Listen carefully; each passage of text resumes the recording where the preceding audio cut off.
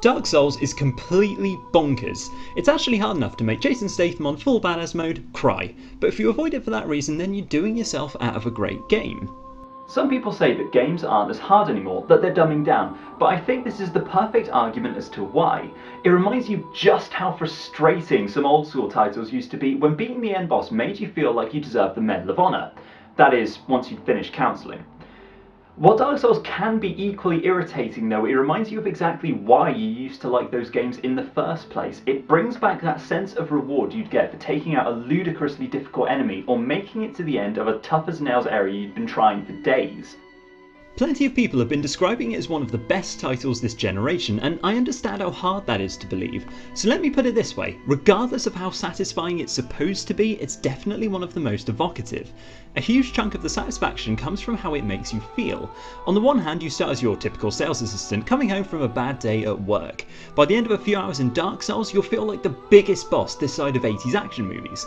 This is purely down to the fact that the game requires genuine skill and smarts to get through. You can't mash your way to the credits, so when you work out how to outsmart some hideous Goliath that wants to eat your face and hack into your Facebook page, the feeling of exhilaration that you get is intoxicating. With every inch further you slog, and even with every death you suffer, you'll feel more heroic when you get back up to try again. Though, when I say heroic, I also mean mildly suicidal.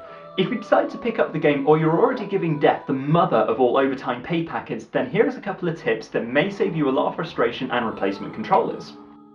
Firstly, scour every inch of an area to find traders, like the one down these hidden stairs in the Undead Burg.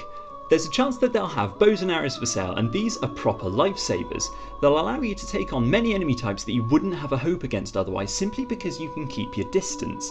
Case in point, remember the dragon on the bridge that keeps turning you into a walking barbecue? Once you've got to the next bonfire past him, carry on until you're underneath the bridge itself. On the right side should be the dragon's tail. Shoot the claw on the end about 15 times and you'll receive the Drake Sword. Even though it needs to be repaired often, it's an absolute monster in combat and will be a massive help at this early stage. Then, if you go to the left, you should see the dragon itself. Keep firing at him and you'll eventually bring him down.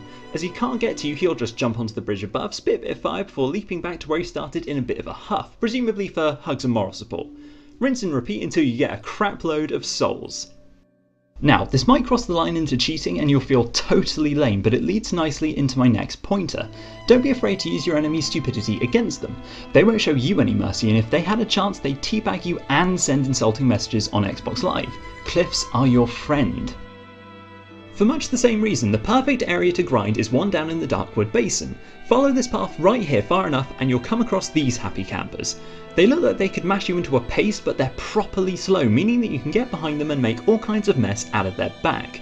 There's also a one-man water park down there in the form of a Hydra, and he'll be blasting jets of sweet H2O at you wherever he can.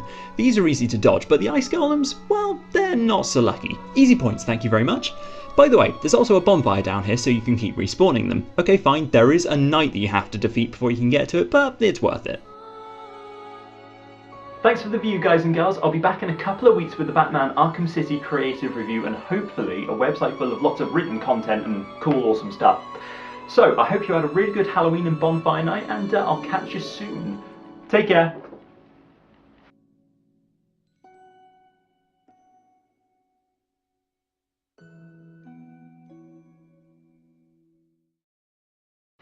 Thanks for the buy. Thanks for the buy.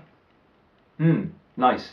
It's good to see I'm good with words. It's useful for someone who wants to be a writer.